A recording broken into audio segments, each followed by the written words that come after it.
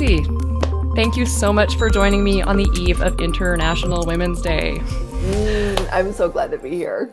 How great is it that we find ourselves chatting on a day that we can just sit here and celebrate how great we are?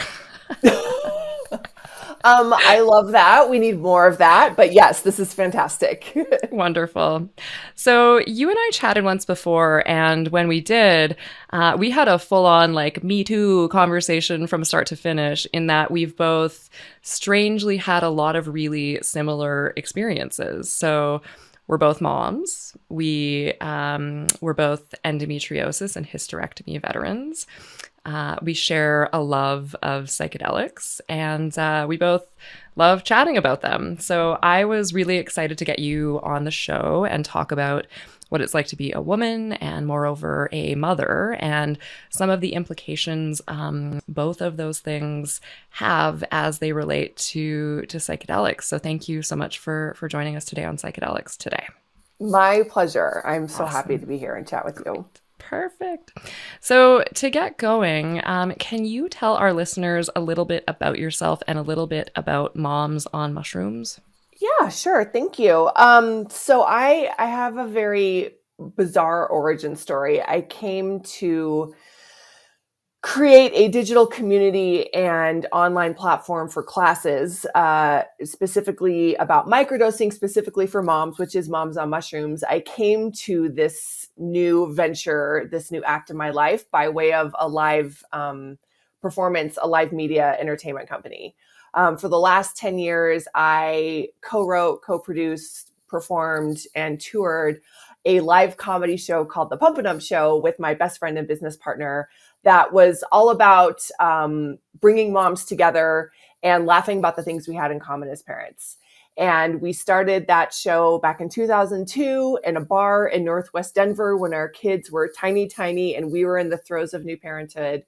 And we really just felt like everyone just needed to go out and have a drink and like chill out and laugh about how absurd parenting is. Like, it's insane. And it's funny because that was in a time before having a YouTube channel and before Instagram and before just needing to be a social media presence. Like, we were very lo-fi. And so the show really caught on. It struck a nerve very early on. The first night that we performed, we had 75 women show up. And I'm telling all of this because I have been involved. And from that, we grew and grew and grew until eventually in 2019, we sort of passed the torch and self-franchised ourselves and created two new casts, one cast out of LA, one cast out of Chicago, to start touring the Pump and Up show even more. And I share this because I have just sort of been in the middle of the zeitgeist of mom struggle. And I've seen it evolve over the last 10 years. And as we became more and more popular here in Denver, where I'm from, we eventually started to tour the show, and we crisscrossed the country, going to every comedy club, music venue, theater, or performing arts complex you can think of, just bringing moms together and hearing hundreds, if not thousands of moms laughing, in the same room. It didn't matter if you never tried a cloth diaper or if you ate your own placenta. There was something very unifying about just being moms and just saying this is a messed up world. And when we were finally ready, our bodies were broken from touring and we were ready to pass the torch, we created two new casts of these amazing moms, and they kind of got their sea legs in 2019.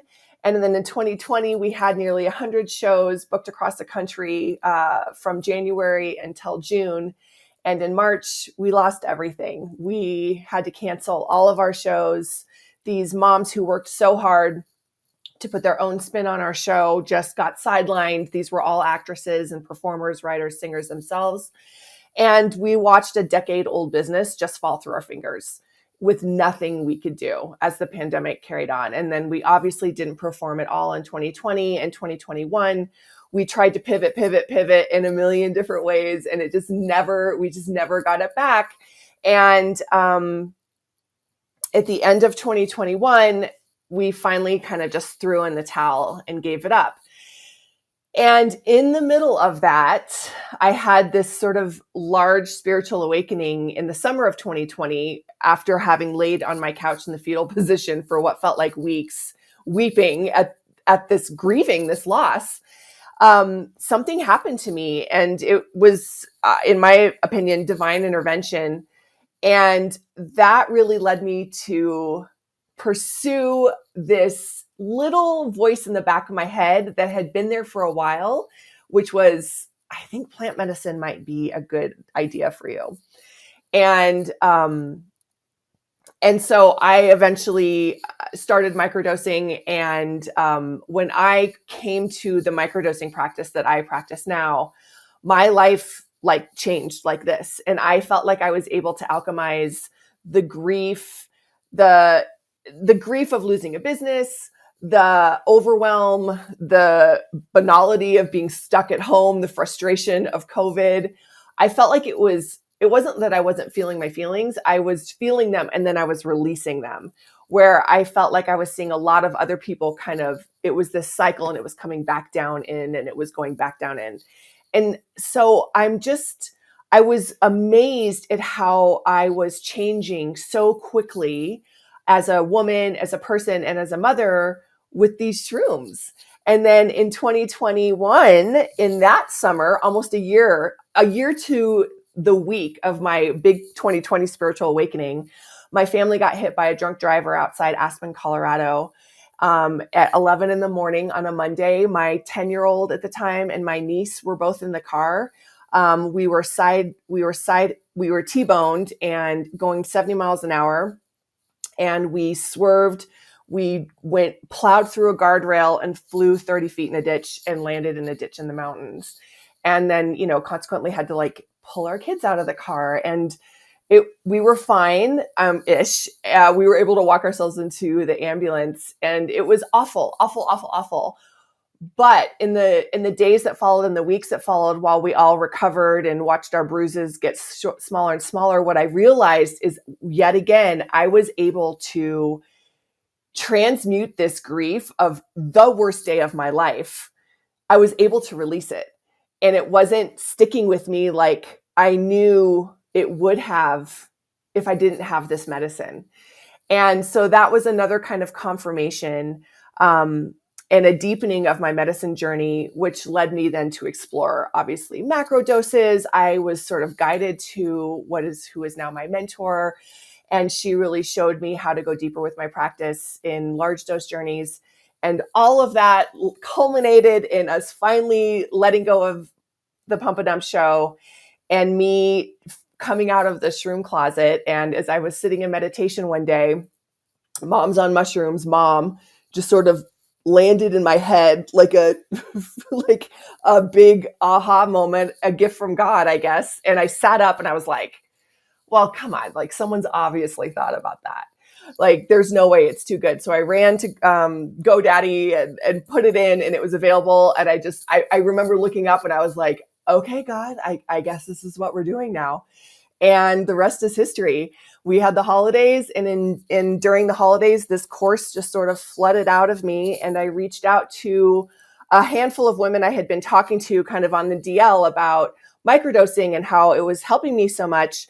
And I asked them and I said, do y'all just want to like take a course with me and I can teach you what I know and we'll try this out together. And we did that. And I put myself through what I like to call Tracey's homeschool college, Tracey's psychedelic homeschool college. And I've just been absorbing everything I possibly can.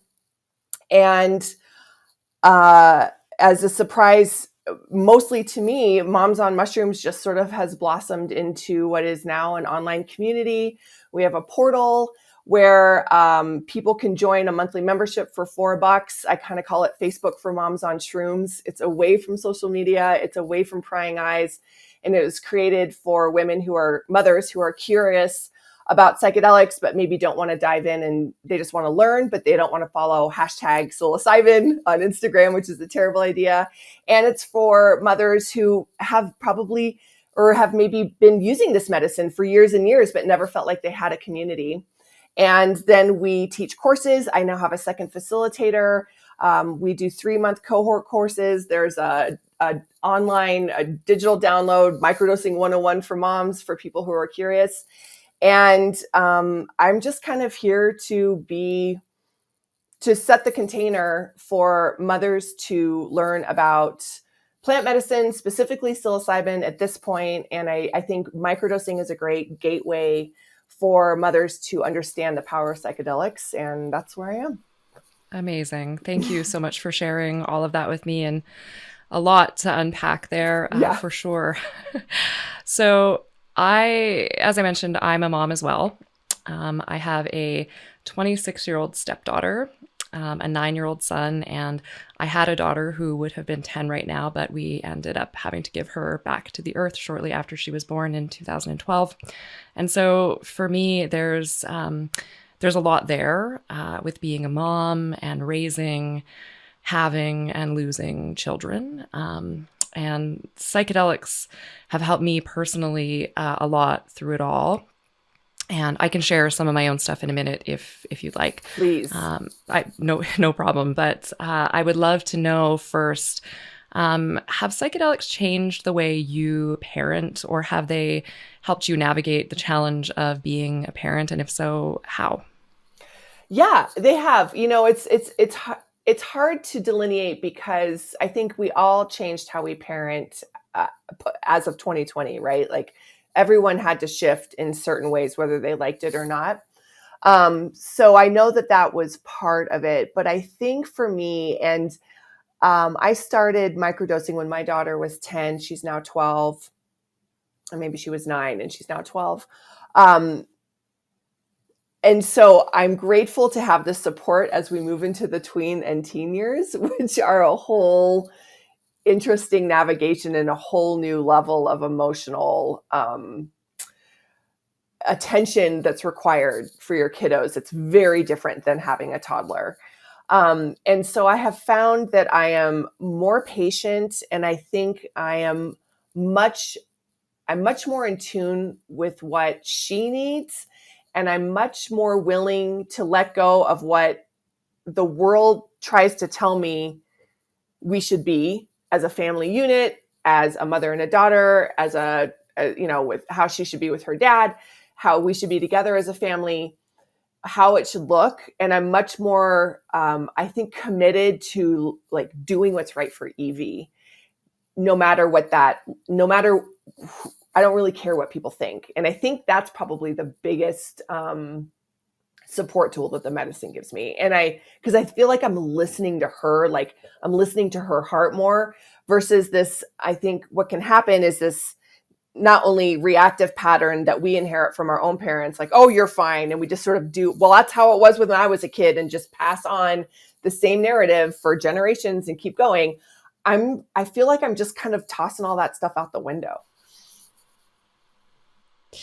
Yeah, that's amazing. I had a similar breakthrough within the last few months about really hearing my son, which I don't know I would have had if it weren't for psychedelics. And I was thinking about this before we started chatting today, and I think that, like, for me, they've really helped me focus on what's true. It seems like psychedelics uncover like a lot of truths for me and have made it a lot harder for me to lie to myself. And when you're a parent, like, it's your job to try and teach your child about the world and how to be a person in the world. And so, parenthood forces you to affirm within yourself what you believe about the world and the nature of people and God and the afterlife and everything. Because your kids come to you with like these huge questions on these colossal, complicated subjects. And I think that what I've learned through psychedelics and cannabis helped me make sense of some of these things within myself and explain them in like a non-judgmental way, looking at facts. And they just help me present ideas with a little more clarity. And and the other big thing, I guess, and like, I can probably thank my therapist for this more than psychedelics. The psychedelics are just like a little booster, but they've taught me a lot about exercising rigorous self-compassion. So, Mm, yeah, and I don't know if you've done any of this stuff, but I've done a lot of inner child work and reparenting of myself through therapy, and actually some of the most intensive work that I've done, with inner child work has been with psychedelics and looking at childhood trauma, and where I developed some of the most like deranged core beliefs about myself at a really young age. And so through a lot of like guided trips and mostly integration, I've been able to look at, as an adult, at the child version of myself still in there and tell her what's true about her, and that there's, no reason for self-loathing or shame or any of that stuff. And so as a result, I've been able to pass along a lot of that to my child as I've been learning it. And it's all come at a really serendipitous time. Again, my son is 9, and he's at that pivotal age where you form a lot of those like self concepts. yeah. And yeah, I can just pass a lot of these ideas along to him about self compassion, about like viewing the world without judgment, about the importance of being like proud of who he is, and to love without restraint and to be authentic and just like love himself, and every little thing about him. And like, it's also like it's a reciprocal kind of like cyclical thing that's happening, because I can reaffirm these things to myself as I'm teaching them to him. So yeah, it's really cool. I wouldn't have been able to do this if it weren't any of this without psychedelics. And I just like wonder how many of those, to your point, like warped ways of believing I would have passed on to my child that were passed down to me, if it weren't for this work. So it's just, I think it's a real gift as a mother to be able to, to work with psychedelics. Yeah, and it's fascinating too, as I see my daughter get older and I work really hard doing the exact same things you're doing, teaching her self-compassion and love and think for yourself. I mean, she goes to a private Catholic school. We're not Catholic.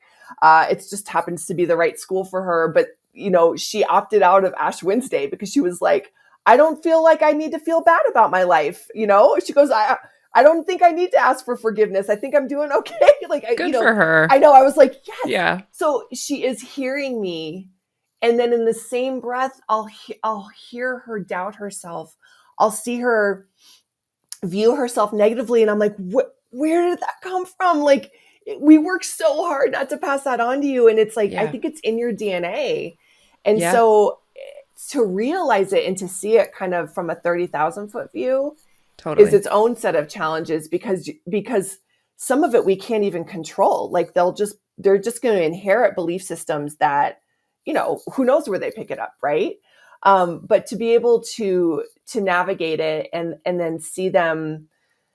And also I was going to say, to be able to apologize, I think for me is not something that was my destiny had I not had this divine intervention. I think I would have been pretty stubborn, which I can tend to be. I would have not wanted to be vulnerable with my daughter because I think I was raised to say that wasn't something that is good or that I should show. I'm the parent. My way is the highway. And instead, I'm much softer. I ask for forgiveness. I tell her when I screw up. I admit my mistakes. I ask her what she thinks. And that, like, I always talk about old Tracey and new Tracey, old Tracey and shroom Tracey. And old Tracey would have never been like that. And I think that's a real gift because it allows me to, like you're saying, in asking forgiveness and admitting my mistakes, I'm changing. Very cool. Do you think your daughter has noticed a shift in you since you started using plant medicines? I get asked that question a lot. Um, I think she knows. I think she sees me being, well, I was going to say, I think she sees me being very passionate about what I do. And we're very open about what I do. But she was also saw me be very passionate. She grew up with a mom who was an actress and a performer. And she's grown up in a house, of like a working entrepreneurial mom that has like this weird job that none of the other moms have. So in one sense, I'm not too far off the mark from old Tracey. But I think she sees me being of service. And I think she sees like the heart of this one that I felt in my old job, but it didn't, it wasn't psychedelic. It Sure. didn't quite get to the soul. And I also think she'll never tell anyone if she does see it because she's Sure. 12. Yeah. So Yeah, she's got bigger fish to fry right yeah, now. I know I yeah, did when I was 12. Yeah. yeah. So I'd like to talk a little bit about moms and substances more broadly for a moment. And this is something we talked about a little bit culturally. The wine mom, like the mom who has, half a bottle of wine every night after dinner or needs wine to parent. It's this like, archetype, if I can use that word. No, it That's is. I think it's a yeah. perfect word. Yeah.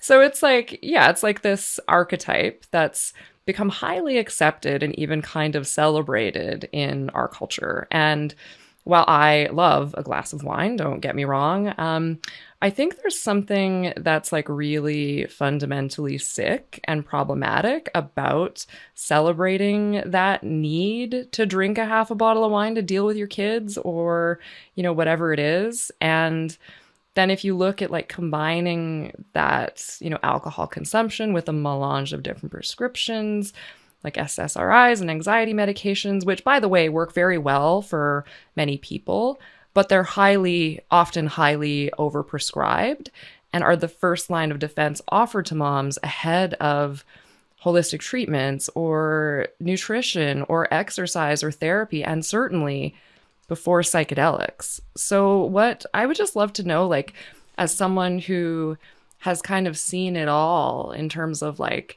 what moms use to cope, what is your take on all of that?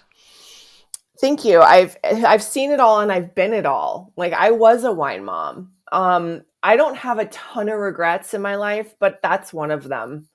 A big one actually. That I remember an afternoon when my daughter was like 3 and I went over to my best friend's house at like 3 in the afternoon and we probably drank 2-3 bottles of Chardonnay in the middle of the day. And like there was no discussion that was an indicator that something was terribly wrong, we just thought we were having the time of our lives. And I look back at that time and I'm like, God, I wasn't in my body. I wasn't present. I was obviously overwhelmed physically. I think a lot of it was physical overwhelm, just being touched all the time, having to carry somebody all the time. I had a very hard pregnancy. I think I was recovering and it wasn't addressed. I think I had postpartum probably for years that was undiagnosed because I didn't appear to be, the whatever depressed looks like, Sure. but, Yeah. and then I was rewarded for hanging out with my girlfriends and slugging gallons of Chardonnay. And then when we did the Pump and Dump show, obviously that's a riff on drinking and, you pump and dump so that you can breastfeed because so you can drink. And, our show was very tongue in cheek in that way, but we quickly became aware that we were part of the problem. And we really, and that when women came to our show, it was like race to the finish line of how much they could drink. And we were like, this isn't what we wanted, And so we really had to dial back like our rhetoric and our positioning because that was right in this time where this wine mom culture, and became so pervasive. It is an archetype. You nailed it. And, part of it, the pendulum had to swing to the kind of this whole hot mess mom, showing because there's this bifurcation of the perfect Instagram mom who drives us all crazy, but we follow. It's like we can't look away. And then there's this other Instagram mom that has like an equal amount of followers who's like literally making money off of like massive dysfunction and being a hot mess and not being able to deal. And so we're guided to these polar identities. And in the middle are women just wanting to like make it through the day. And so, and then I look historically, like if it, now it was wine. Before that, it was martinis, and then it was Valium. And there's always been some way to sort of, I feel like, shut women up from being hysterical, like shut moms up. It's like, you're not allowed to just say that this is really fucking hard. You're not allowed to say that this isn't what you expected. You're not allowed to say that you don't know what you're doing. And also, because we didn't have help, we're also not going to help you, because you need to go through this bizarre, very sadistic rite of passage that we went through. And here's your pill and here's your wine. And that's our gift to you. And I think we really screwed up, and it's been screwed up for a long time, like generations, like over 100 years. And I think right now the medicine, mushrooms in particular, are presenting themselves to society because we're at a critical point where women cannot keep poisoning themselves and numbing ourselves out like we have been. And yes, you're right. Like, and then the use of antidepressants on top of it, again, it's the same thing. It's like, well, you're just depressed. Well, no one's looking at the root cause. No one's doing a hormone check. No one's asking if you're exercising. No one's asking if you've got support, they just give you a pill, and then there's no exit. There's no exit strategy, and there's no integration. All we talk about in the psychedelic space is integration, right? Who integrates 150 milligrams of Zoloft every day? Where's that integration? It doesn't exist. You're just supposed to take it and passively let that wash over you, and then continue doing the same thing over and over. It's madness. God, yeah, you're saying a lot that really is bringing up a lot for me. Thank you for sharing all that. I've had a few similar situations after my son was born. I remember a few weeks after my son was born, and I was still with him in the NICU taking care of him. And my doctor basically insisted that I go on SSRIs, and sleeping pills, because I wasn't sleeping, and I was sleeping beside his little cot in the NICU every night. And she told me that she prescribed SSRIs to postpartum moms at the best of times to just like help them get through it. But she thought really needed them because I'd just been through 2 years of incredible trauma after losing my daughter and then having a second premature baby, and, looking at months ahead in neonatal. And so, yeah, I was dealing with more than just your run of the mill postpartum. And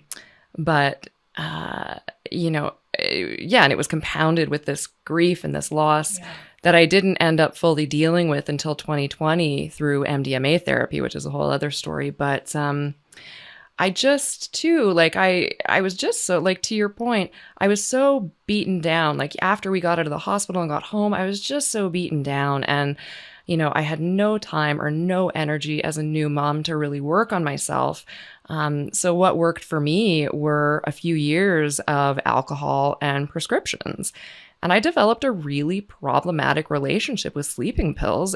And if I'm being honest, I didn't take them because I couldn't sleep. I couldn't sleep. But the main reason I took them, at the end of the day, was because I just wanted it all to fade away, And and those drugs, they're really good at the Z drugs, the hypnotics, or Z drugs, that we say Z in Canada, but they're really great at erasing memories in big chunks of time and, reducing inhibitions. And I was at a place with my trauma without really even being consciously aware of it, where I just wanted to forget. So those things, and I had young mom friends too, who all had, kids around the same age, and they were all drinking to kind of cope, and we would get together and do the exact same thing. We had a wine club, and we would meet once a month, and everybody would bring a bottle or 2 bottles, and we would just get shit-faced. And it was fun socially. It's a great thing to do, but it wasn't a sustainable or healthy way to kind of cope with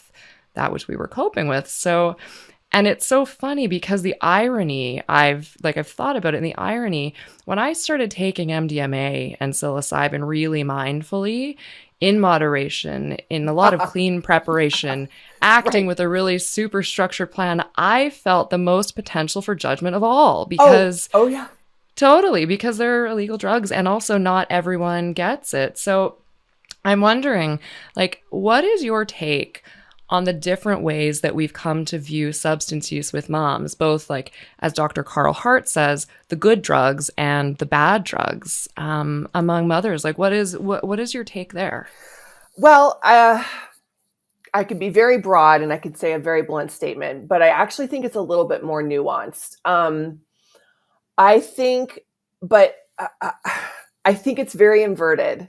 I think the bad drugs are celebrated and the good drugs are demonized. Sure. I think we do not want happy, sovereign, in control, clear-headed mothers. I don't believe as a culture, and I don't think it's intentional. I think it's been adapted over time. But I don't think as a culture, we actually think that moms know what to do. And I don't think mothers think they know what to do. And it's compounded by the fact that we don't have any community. You know, where were the mothers who showed up when you got out of NICU? Like, where was your community holding you in this horrible time? Like, you should have been surrounded.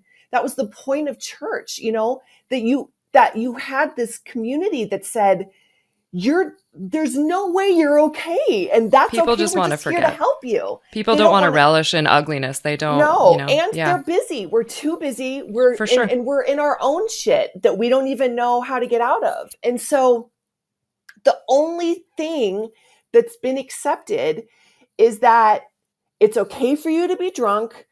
It's okay for you to be fucked up. It's okay for you to be zoned out on prescriptions. And it's okay, you know, go to therapy for 10 years and take all the pills the doctor says, and all of that is okay. But if you start to step out of the box that we have been put in, which is a mom who's just not okay, and everyone knows it, but you only have you have three tools: smoking, booze, and pills. Those are your tools. And church, you can go to church. If you step out of that box and start to say, you know what, there's something better out there for me. How dare you?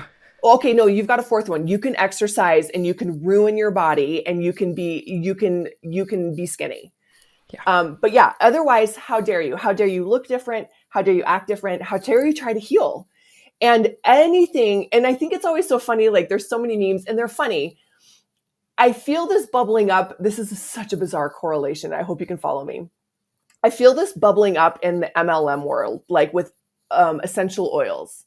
Okay. Like, I'm a big plant person, and I always, when I tell my psychedelic story, I always leave out the fact that I am like a green witch. I have herbs all over my house. Like, I love plants, and I always forget that this has been coming for a long time.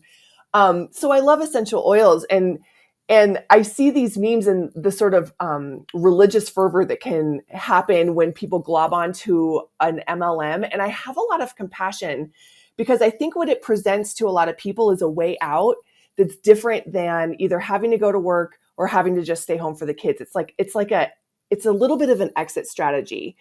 And so then and I'm not saying it's great. There's a lot of problems with it, but we tend to shame those mothers like, oh God, she's selling that thing again, rather than saying, girlfriend's looking for something to do. Yeah. She's looking for a community and she's looking to use her mind again. And so I think it's like that same idea where we just roll our eyes and then the good drugs are called the bad drugs. Because I was on an interview on NPR and they interviewed this doctor and they asked like, well, what do you think about microdosing? And what do you think about this movement, moms microdosing? And he's like, well, he was like a Harvard doctor or something. And he was like, well, I just think they're just all experimenting on themselves. Well, what a really convenient thing for you to just put me back in my box with, that I'm just experimenting on myself, that I have no autonomy, I have no intellect, I haven't done any research, and then I'm just this sad mom that's experimenting on myself. Like, fuck you. That's what I think.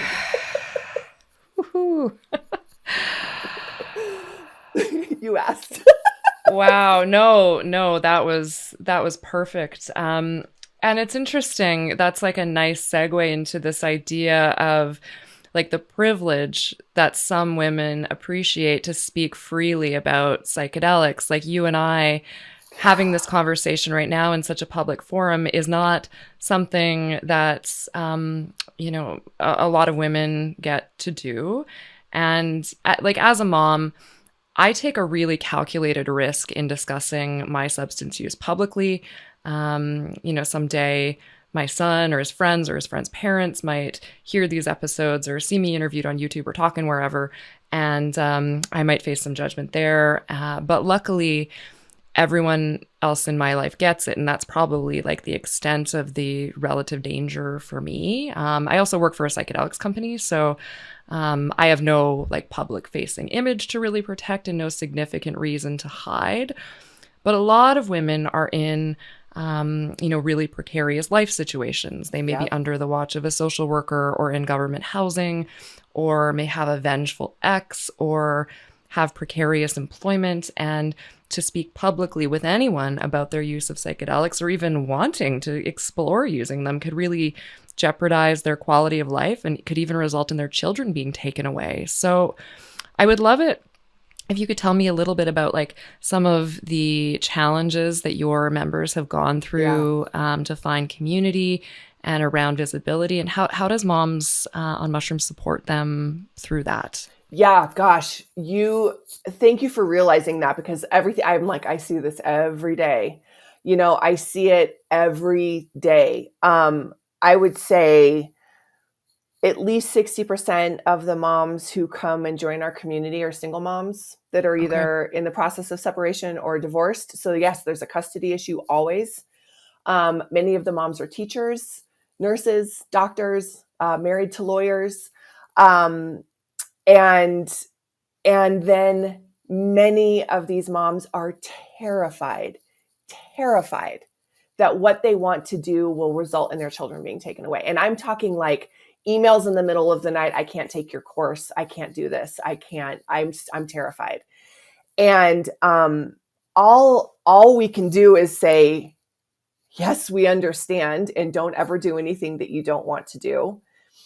And then I'm very God-centered. Like that's my man. And so I had to, when this all, and I was very fortunate to have one of those journeys where my dharma was just sort of shown to me. And I think that had to happen because I had to be very clear in my mind where I was going. I pray for protection every day. It makes me want to cry. I pray for protection every day. I pray for protection of the other women in this space every day, because I know there are women that I work with that are in this space that cannot show their faces and they cannot go to jail. Yeah. And it is a calculated risk. And I've been fortunate, like you, I haven't really received a ton of judgment, and I don't really care. I don't really care. And that's been a beautiful release. But I think what is the most upsetting to me is the fear, is like this push pull of hearing either my story or your story, or reading How to Change Your Mind, or watching a Netflix thing and saying, my soul is telling me this makes sense. Like my soul is telling me to give this a shot. I might have a way out of this. And then my head is like, you cannot do this. You're a bad person. This is shameful. You might die, which is ridiculous. And at the very least, your children will be taken away from you. And that is why I'm talking to you, because like that has to stop. It has to stop. And So so I created Moms off of social media because of that exact reason. I had to find a platform to convince people that, at least as much as I can in this digital age where, we're all being spied on to some degree, like that you're protected, that you can come into this community and you don't have to fill out a profile. You can change your name. You don't have to put your photo up if you don't want to, but you can still find the others. You can still find the mothers and learn, and not have to follow a psychedelic account on Instagram that all your friends and your parents see, or join a Facebook group. You know, like I get it. So I've tried to pull everything and be insular as much as I can. And quite frankly, you know, when we have enough money, I'll build the whole thing from scratch and put it on the blockchain so that everyone is protected as much as possible. Because it is a real concern and a valid one. It's illegal. Yeah, no, 100%. And Tracey, I just want to like just stop and say thank you so much for forgive me for like using this quote, but just like being the change that you want to see, right? And giving a face and a voice to yeah, to this thing that's really important to you. I worked in cannabis before I was in psychedelics, before cannabis was recreationally legal in Canada. And I used to talk about this stuff there too. I used to talk about my recreational use. I was a patient as well and legal to consume, but I was consuming cannabis illegally, recreationally as well. And I thought it was important at the time to give a face to what responsible adult use could look like, and just be a model of that change that I knew, that I wanted to see, and that I, and help break some of the stigmas that I knew were out there because legalization was coming. And I wanted to show like, hey, look, I'm a parent, I'm a taxpayer, I'm a homeowner, I'm this, I'm that, I volunteer, I do this and that, and I use drugs. Like this is, Yes. It is possible. And so I think we even, passively and without really knowing it, sometimes when we come out and speak in a public forum or make posts or do, whatever visibly, and I can completely appreciate that not everyone is comfortable or can do that. I think it really makes a difference though. It helps I think so create, too. The type of world that we want to see. So I think it absolutely does. And it's like not enough. Yeah. I think as women too, a lot of what I deal with is our programming to distrust other women. Sure. So like I can show up and you're going to decide, if you don't know me and you just meet me, you're going to make your decision about me based on a million different factors, down to what my hair looks like, where we are, what I'm wearing. And then you're going to make a judgment on me about how many kids I have and what my husband does.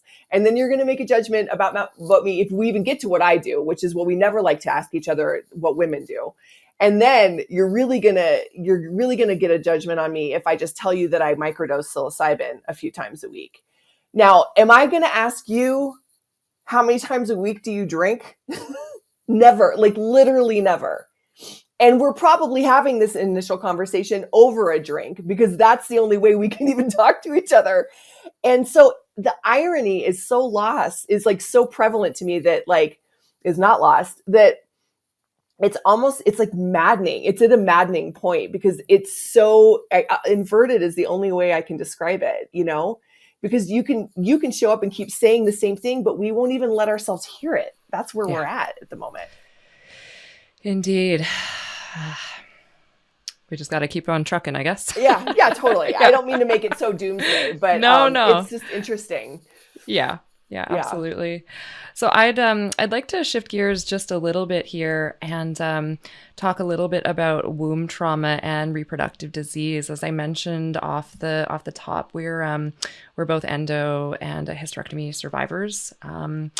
I had stage 4 endometriosis before I had my surgery.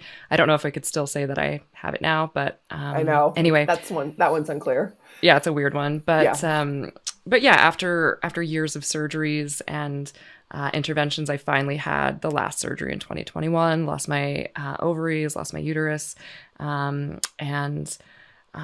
in hopes of stopping the spread of the disease. And I've been able to use psychedelics to help me deal with some issues related to my disease. But I'm wondering, and I'm happy to get into that, but I'm wondering first, like if you have used psychedelics or if you know women who use them to deal with reproductive disease as well, or even deal with pregnancy loss or fertility issues or anything like that.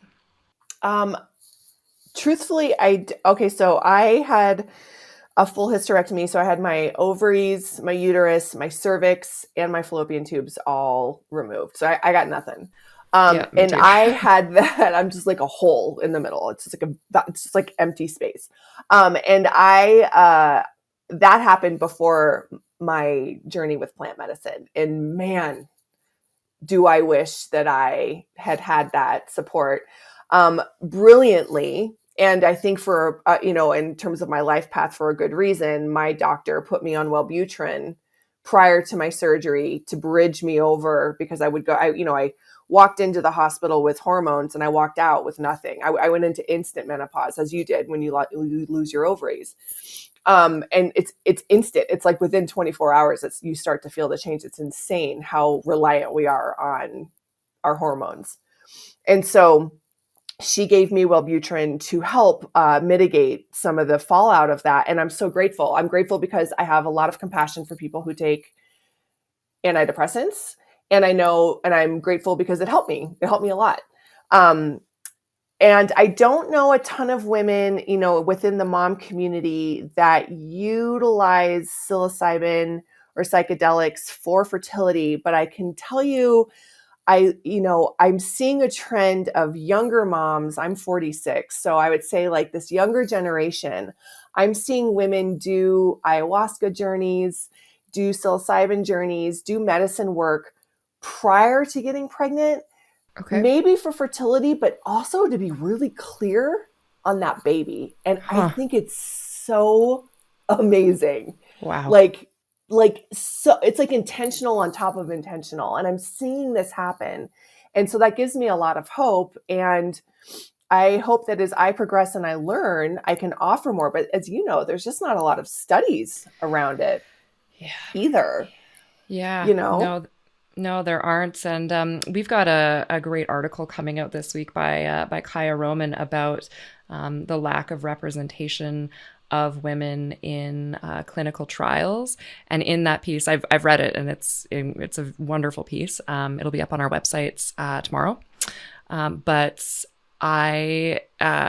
in that piece, she talks about some of the studies that are being done around psychedelics and diseases that only affect women. So there is That's some amazing. research.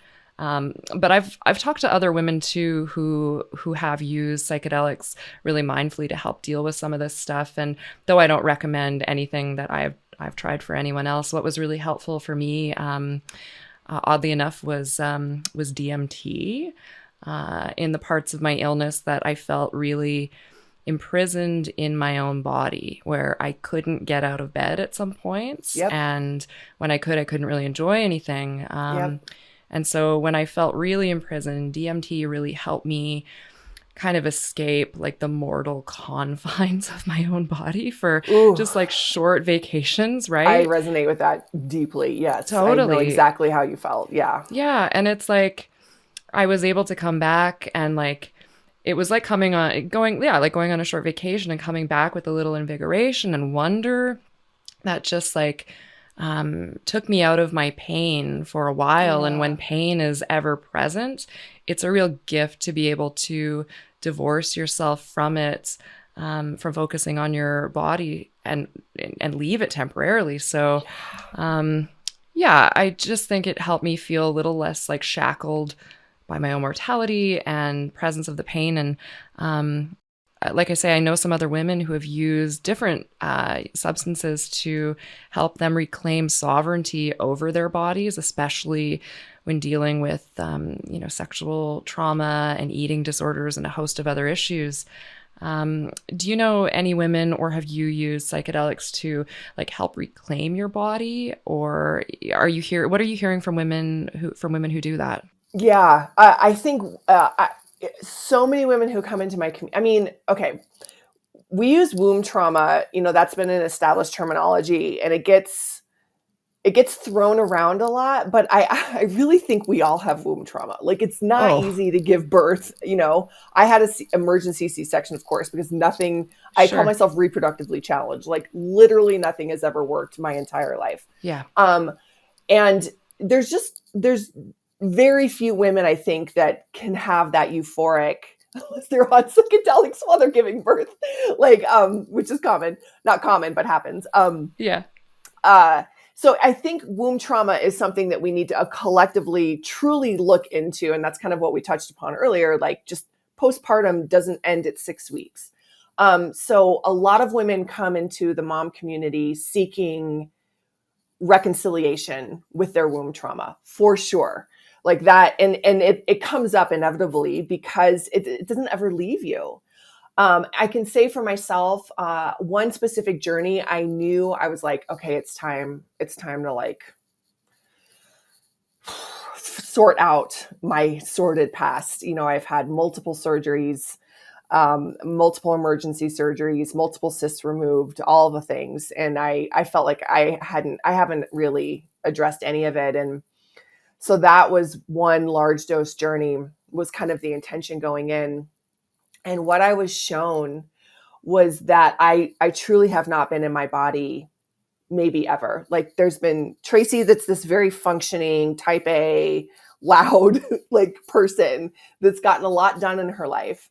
And then there's Tracey over here, like the real Tracey that's just been watching and cannot connect.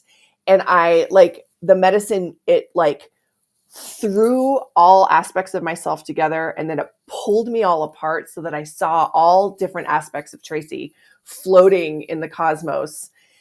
And when I felt the pain of separation, I was pushed back together, and then I was dropped back into my body.